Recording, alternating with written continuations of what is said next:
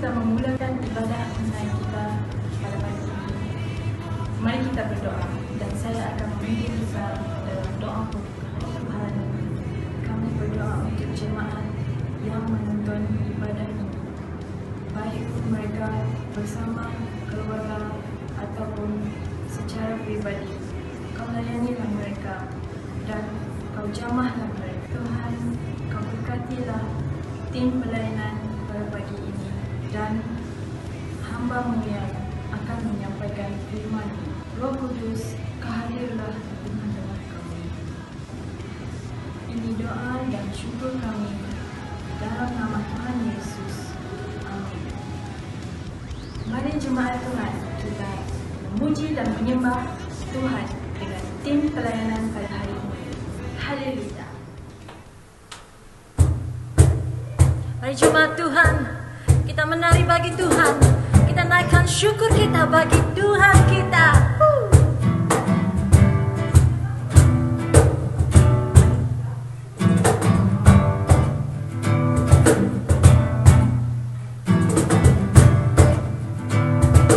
Mari memuji Tuhan, katakan. Kasih yang begitu besar, lebih kuat dari dosa. Kasih yang menemukanku, selamatkan dan pulihkanku. Ku naikkan syukur, ku naikkan syukurku. Ku tak akan berhenti memuji, meninggikan nama-Mu selalu, menari, memuliakan-Mu. Dibebaskan, dibangkitkan, hidup yang Kau berikan kini hanya untuk-Mu.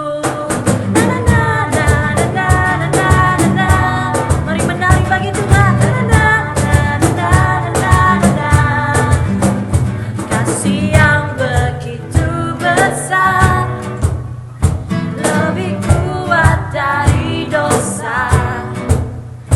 Kasih yang menemukanku, selamatkan dan pulihkanku.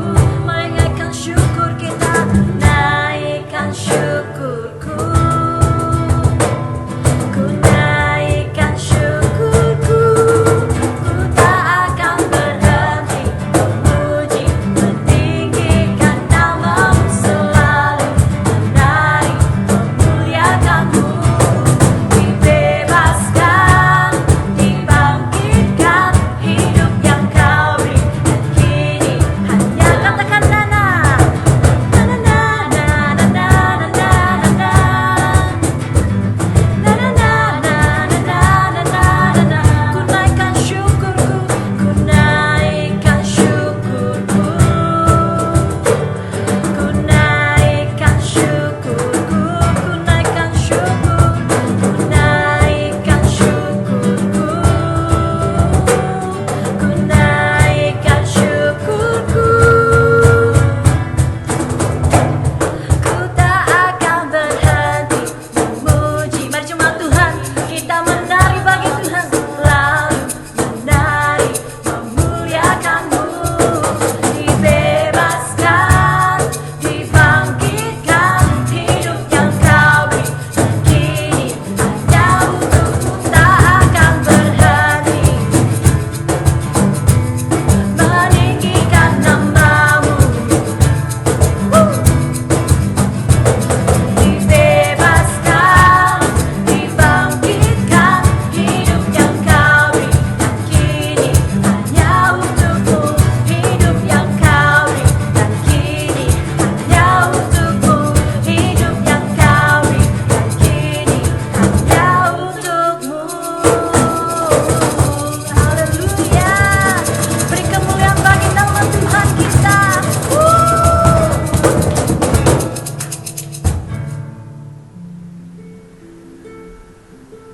Kami percaya Tuhan, janji-Mu dalam hidup kami ya dan amin. Kami mau menyerahkan ya Tuhan seluruh hidup kami dalam tangan-Mu ya Bapa.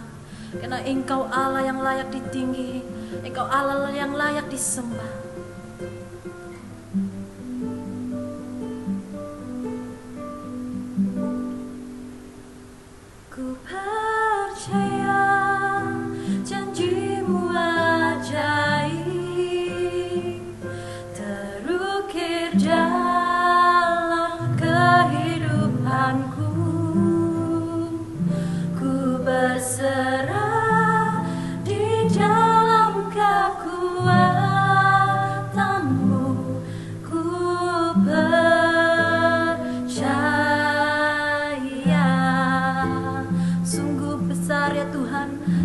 setiamu dalam hidup kami. Mari jemaat Tuhan, kita angkatkan penyembahan ini bersama, katakan: sungguh besar setiamu, kau nyatakan bagiku. Oh, kau Bapa yang selalu mengerti isi hatiku. Kemuliaan-Mu kau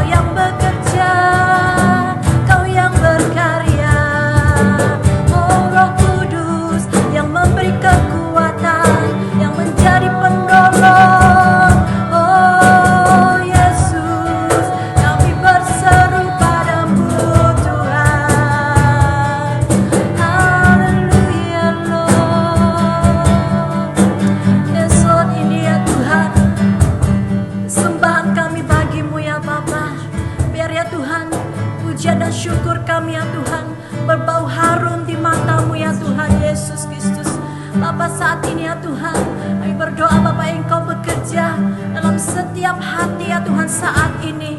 Oh Tuhan, kami percaya Tuhan, apapun pergumulan kami saat ini ya Tuhan, Engkau yang mengerti, Engkau yang mengetahui segalanya Tuhan. Karena kami percaya Engkaulah jawaban atas segala masalah kami ya Tuhan. Karena kami percaya Tuhan, Engkau memberi janji ya Tuhan, harapan yang penuh, masa depan yang penuh harapan bagi setiap anak-anak-Mu yang percaya. Terima kasih Bapa atas kasih-Mu ya Tuhan dalam hidup kami. Amin. Segala hormat, kebesaran dan kemuliaan hanya bagi Tuhan kita Yesus Kristus. Selamat pagi serta selamat beribadah saya ucapkan kepada seluruh jemaat Tuhan dimanapun kita berada pada saat ini. Tuhan kita baik, sungguh baik dan sangat baik. Mari kita berdoa terlebih dahulu. Saya akan membawa kita di dalam doa.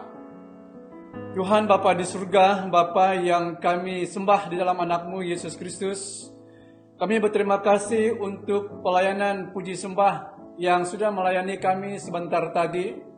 Kami percaya apa yang telah mereka lakukan adalah yang terbaik, yang mendatangkan bau harum di hadapan Tuhan.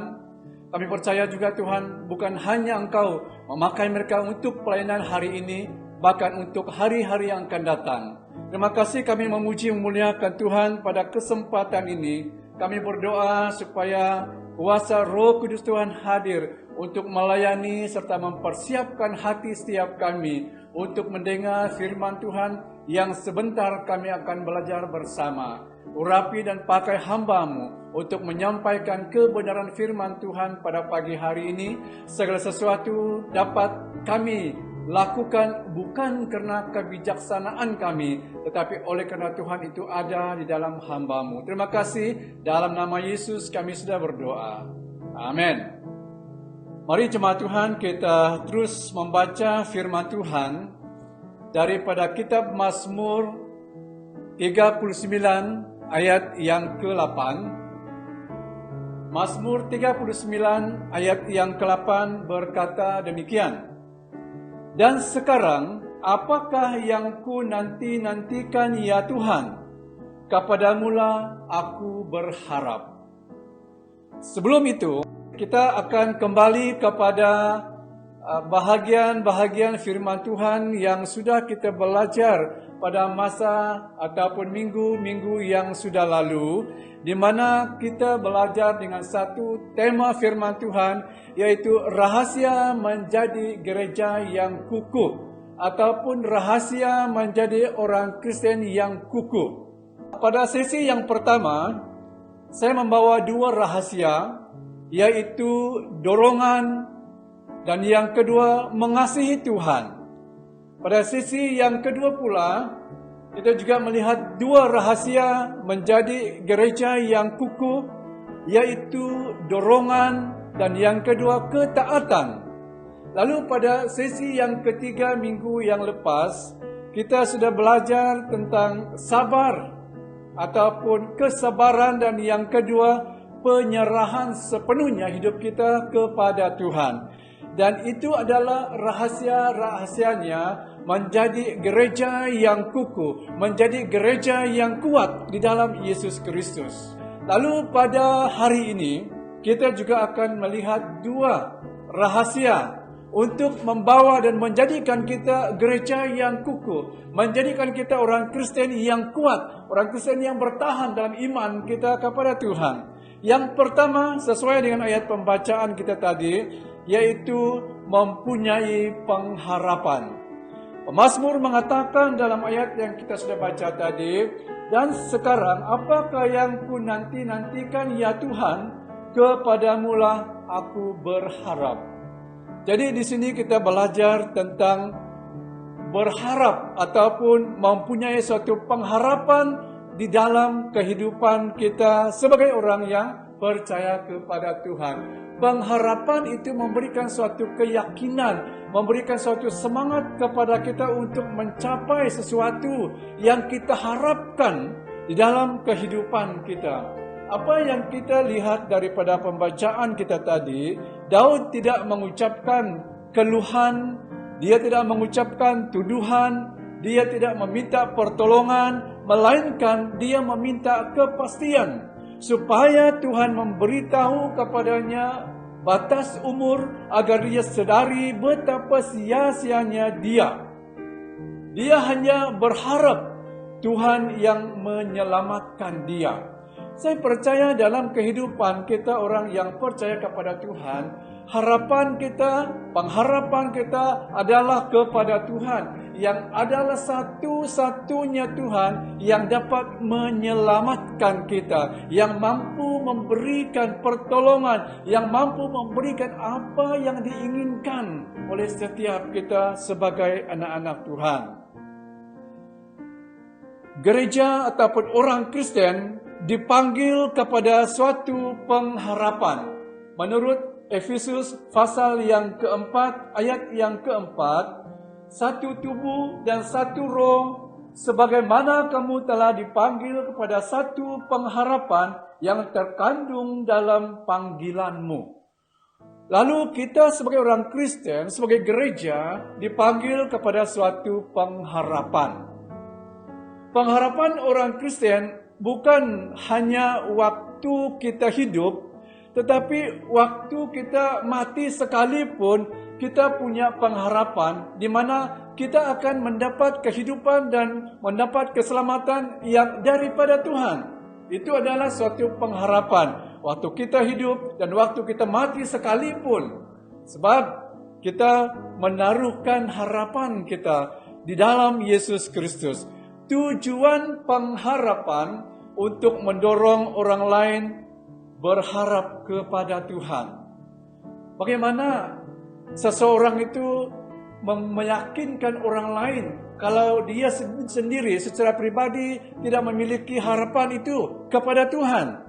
Jadi apabila seseorang percaya itu memiliki harapan dan dia mampu untuk mendorong orang lain supaya mereka juga dapat memiliki harapan itu kepada Tuhan di dalam kehidupan mereka. Mazmur 146 ayat yang kelima berkata, berbahagialah orang yang mempunyai Allah Yakub sebagai penolong, yang harapannya pada Tuhan Allahnya. Jadi orang yang punya harapan itu berbahagia, beruntunglah orang yang mempunyai harapannya hanya kepada Tuhan Yesus Kristus. Jadi jemaat Tuhan yang Tuhan kasihi, masa dan waktu kehidupan yang ada pada kita adalah suatu masa di mana kita dapat berharap kepada Tuhan. Sebab waktunya kita mati nanti, kita tidak dapat lagi menaikkan syukur kita, kita tidak dapat memberikan harapan kita kepada Tuhan. Oleh itu, sewaktu dan selagi kita hidup pada masa sekarang ini, masa inilah untuk kita memiliki, mendapat harapan yang sepenuhnya di dalam kehidupan kita akan Tuhan kita Yesus Kristus.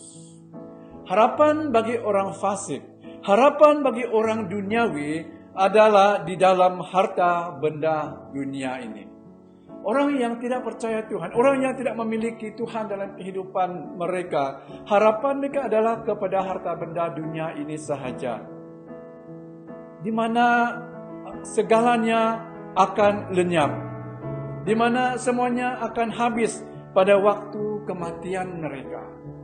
Sewaktu mereka akan mati, kekayaan harta benda itu tidak akan memberikan suatu harapan lagi kepada mereka. Tetapi orang percaya kepada Tuhan itu, waktu hidup dan mati kita memiliki suatu harapan bahwa kita memiliki Allah yang adalah Tuhan sebagai juru selamat kita yang hidup. Tetapi pengharapan orang Kristen menurut firman Tuhan daripada 1 Tesalonika pasal yang kelima ayat yang ke-8 sebagai ketopong. Dalam terjemahan Berita Baik bahwa harapan orang percaya itu digambarkan sebagai topi besi melindungi kepala.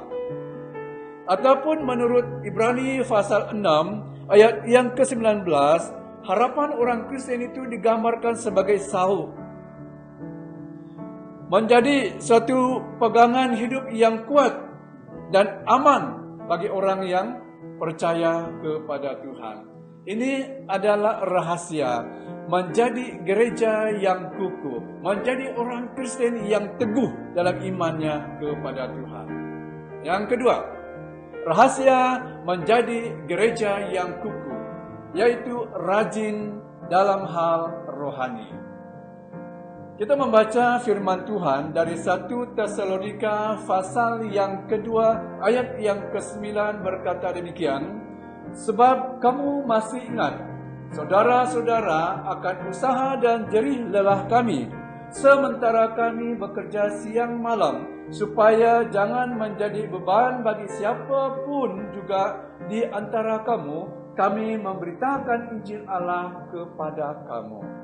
Jemaat yang Tuhan Yesus kasihi, menurut ayat yang kita baca daripada 1 Tesalonika pasal 2 ayat yang ke-9 ini, di mana Paulus menceritakan, di mana Paulus menjelaskan kepada orang Kristen yang ada di Tesalonika bahwa mereka pernah dianiaya, mereka pernah dihina, sedang mereka dalam melayani Tuhan, sedang mereka dalam memberitakan Injil keselamatan itu kepada orang banyak.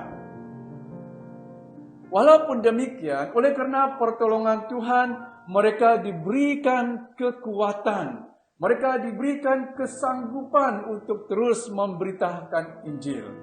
Jadi di sini berbicara tentang suatu usaha yang ada pada Paulus dan teman-temannya di dalam pelayanan Tuhan.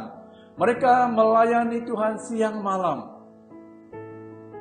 dengan jerih lelah untuk mencari jiwa, untuk menyelamatkan banyak jiwa datang kepada Tuhan.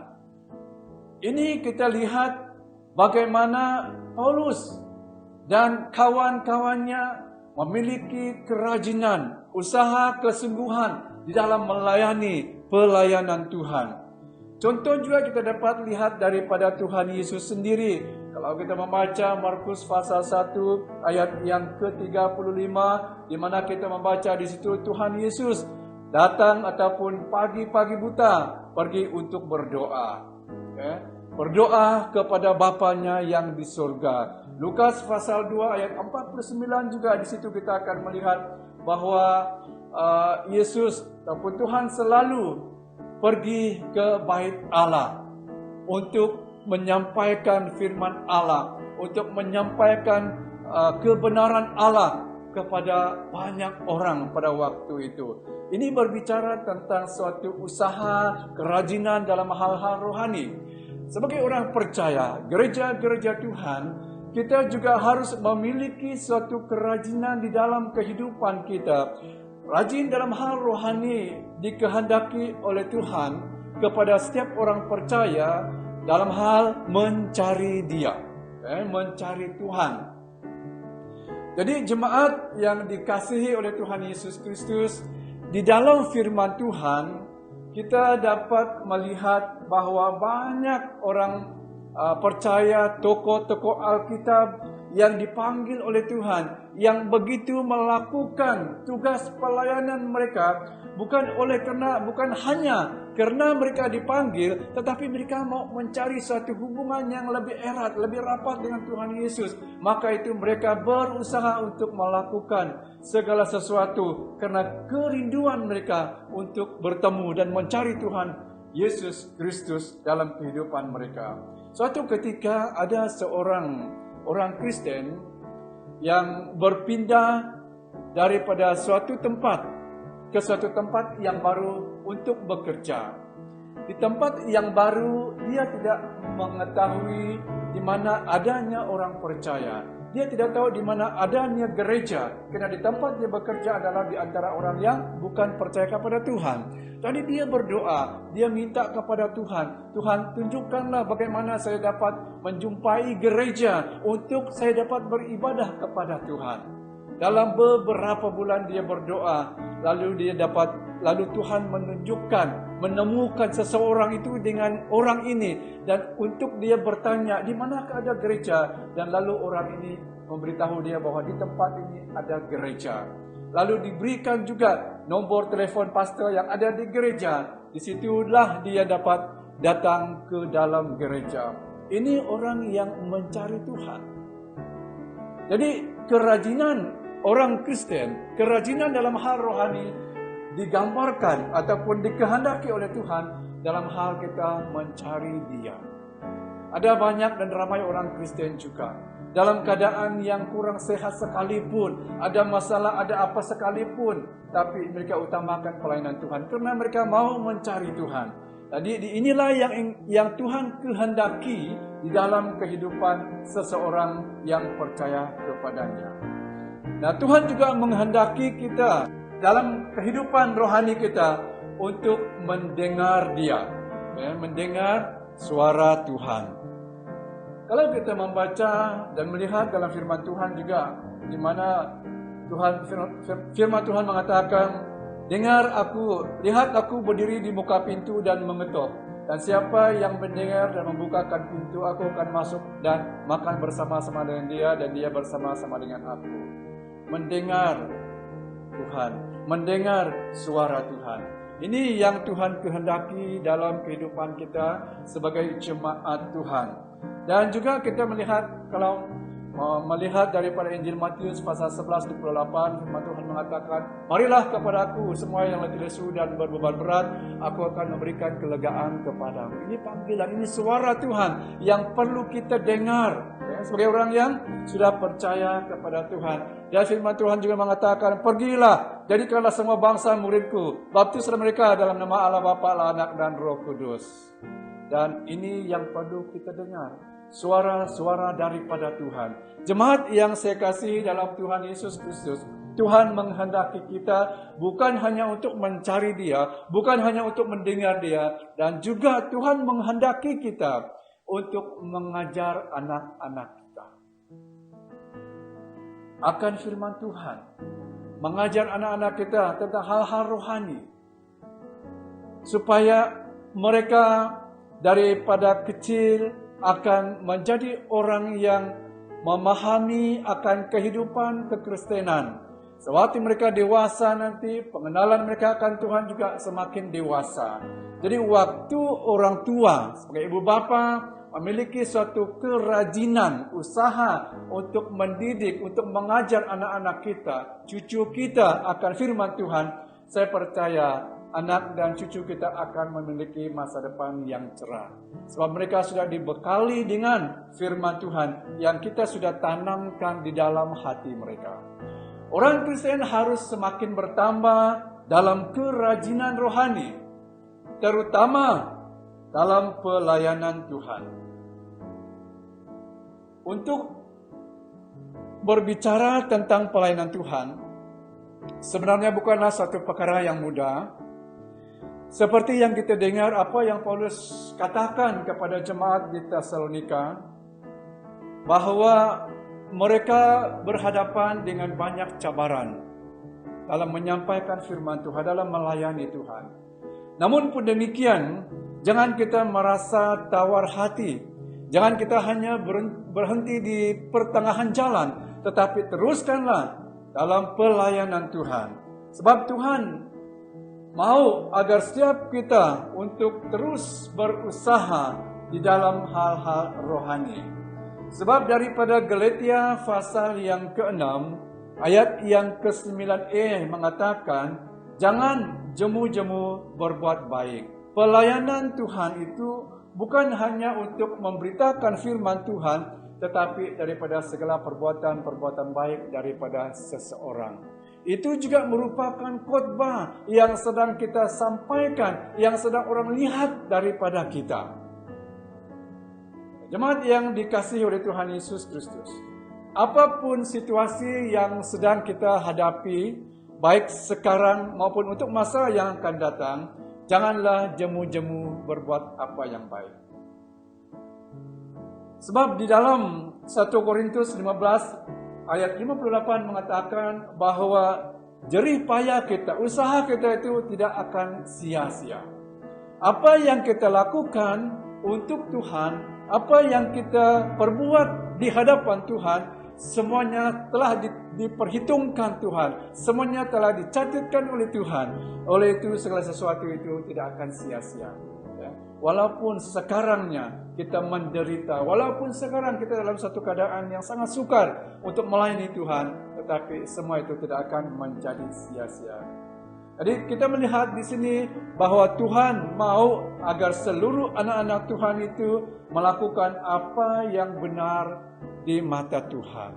Supaya siap kita melakukan hal-hal yang berkenan dan menyenangkan hati Tuhan dimanapun kita berada. Bukan hanya di gereja, bukan hanya di suatu kelompok orang percaya, tetapi waktu kita sedang di dalam waktu kita sedang di antara orang yang belum percaya kepada Tuhan pun, kita harus menunjukkan suatu kehidupan yang benar, perbuatan yang benar, melakukan yang benar, supaya orang lain dapat melihat bahwa Yesus ada di dalam kita. Sebagai orang percaya yang memiliki suatu kerajinan dalam hal rohani, Tuhan akan memberikan upah. Tuhan akan memberikan hadiah kepada setiap orang yang rajin, yang berusaha dalam melakukan tugas pelayanannya. Yaitu bahwa kita orang yang sungguh-sungguh percaya kepada Tuhan akan memiliki, ataupun kita orang yang melakukan pelayanan Tuhan dengan hati yang sungguh-sungguh, dengan kerajinan, bahwa kita akan dapat menemukan Tuhan di dalam kehidupan kita. Waktu kita bersungguh-sungguh untuk mencari Tuhan, untuk mendengar suara Tuhan, untuk melakukan yang benar di hadapan Tuhan, maka kita pasti akan menemukan Tuhan. Kita pasti akan menemukan apa yang Tuhan lakukan di dalam kehidupan kita. Rajin dalam hal rohani menjadikan seseorang itu membenci yang jahat. Ini sangat penting. Sewaktu orang Kristen melakukan hal-hal yang jahat, berarti orang itu bukanlah orang yang memiliki suatu kehidupan rohani yang dewasa. Sebenarnya waktu kita memiliki kehidupan yang sungguh-sungguh di dalam Tuhan Yesus Kristus, waktu seseorang itu rajin dalam hal rohani, dan ia akan membenci segala yang jahat. Rajin dalam hal rohani menjadikan seseorang itu tidak mudah terpengaruh dengan hal-hal yang duniawi. Bahkan juga rajin dalam hal rohani menjadikan seseorang itu semakin dewasa, semakin matang, dan semakin sempurna di hadapan Tuhan. Jadi jemaat yang dikasihi oleh Tuhan Yesus Kristus, dua rahasia yang kita pelajari bersama hari ini membawa setiap kita melihat kepada pribadi kita masing-masing, menjadikan kita orang Kristen, orang percaya yang kukuh, yang kuat, yang teguh di dalam Tuhan kita Yesus Kristus. Kita harus mempunyai harapan dan menjadi orang Kristen yang rajin di dalam hal rohani. Jadi demikianlah pelayanan firman Tuhan yang kita belajar bersama pada hari ini. Saya percaya melalui bahagian firman Tuhan pada hari ini membantu kita menjadi gereja yang kukuh. Mari kita berdoa. Saya akan membawa kita dalam doa. Tuhan Bapa di surga, kami berbangga mempunyai Allah, mempunyai Tuhan seperti Engkau, yang tidak pernah membiar dan tidak pernah meninggalkan kami. Bahwa Engkau adalah Allah yang menyediakan yang terbaik dalam kehidupan kami selaku anak-anak Tuhan. Biarlah melalui firman Tuhan pada saat ini membawa dan menjadikan kami gereja yang sungguh-sungguh menaruhkan harapan kami hanya di dalam Tuhan kami Yesus Kristus. Biarlah kami menjadi gereja yang sungguh-sungguh memiliki kerajinan di dalam hal rohani untuk membangunkan iman percaya masing-masing kami di dalam Tuhan kami Yesus Kristus. Tuhan, kami berdoa pada pagi ini, serahkan untuk kehidupan seluruh jemaat Tuhan pada minggu yang akan datang. Kami berdoa perlindungan, pemeliharaan Tuhan bersama setiap anak-anak Tuhan, jemaat-jemaat Tuhan, supaya kami semua sehat secara jasmani, terlebih-lebih sehat secara rohani, sebab kami memiliki Allah dan dipelihara oleh Tuhan kami, Yesus Kristus. Terima kasih Bapa. Ini doa kami hanya di dalam dan di atas nama Yesus. Kami sudah berdoa dan mengucap syukur. Amin. Sekian, Tuhan memberkati kita semua. Haleluya. Yang begitu besar.